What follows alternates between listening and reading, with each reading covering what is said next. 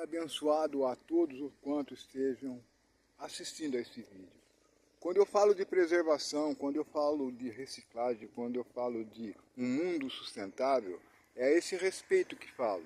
Vemos aqui bezerros no pasto, plástico, latinha de alumínio, plástico, aqueles brancos são plásticos, plástico.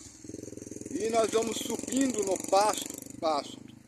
pasto local de alimentação animal, pasto local de animais estarem vivendo. Maço de cigarro, plástico.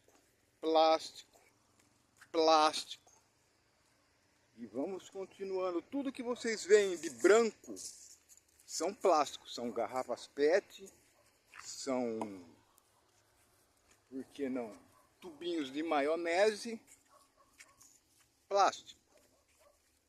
Eu gostaria de saber onde plástico entra na dieta do gado. Quando eu falo de preservação, eu falo de educação ambiental.